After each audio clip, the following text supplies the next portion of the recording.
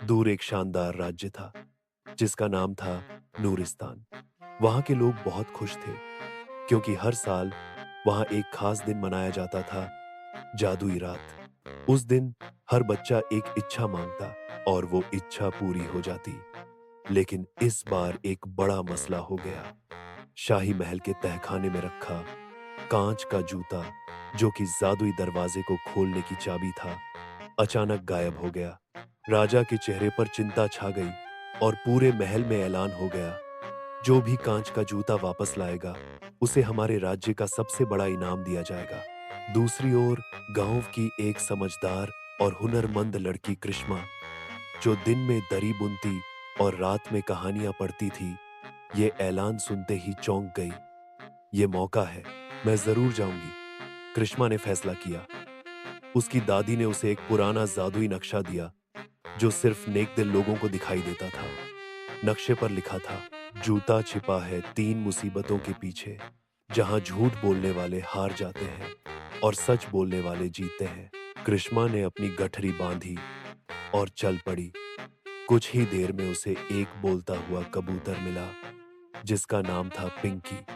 मुझे तुम्हारी नेकी की खुशबू आई है, मैं तुम्हारी मदद करूंगा, पिंकी ने चहक कर कहा।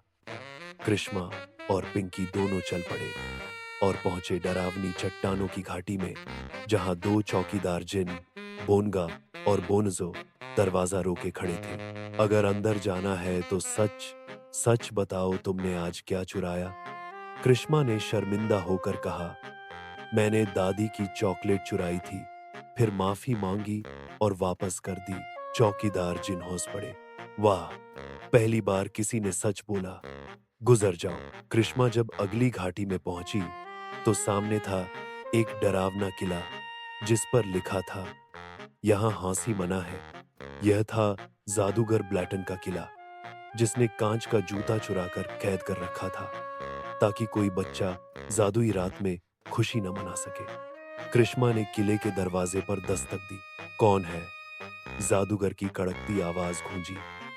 मैं कृष्मा हूं, जूता वापस लेने आई हूं, कृष्मा ने निडर होकर कहा। जादूगर हंसा, अगर मेरी 3 पहेलियां हल कर दो तो जूता ले जाओ, वरना तुम्हें हंसी हमेशा के लिए भूलनी पड़ेगी। पहली पहेली, ऐसा क्या है जो जितना खाली होता है उतना ही आवाज करता है? कृष्मा ने तुरंत कहा, ढोल। ब्लाटन के मुंह से एक चिंगारी निकली। दूसरी पहेली, मेरे 2 भाई हैं पर मैं खुद अकेला हूं, जब मैं आता हूं रात जाती है। कृष्मा ने सोचा, फिर कहा, सुबह। अब ब्लैटन थोड़ा परेशान हुआ।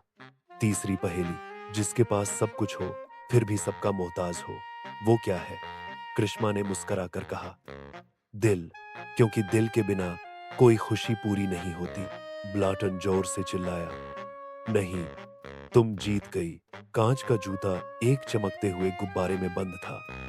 कृष्मा ने उसे आजाद किया और जैसे ही जूता बाहर आया, उस पर से जादू टूट गया।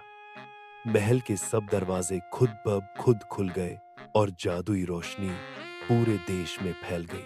कृष्मा और पिंकी वापसी पर महल पहुंचे तो सबने तालियां बजाईं।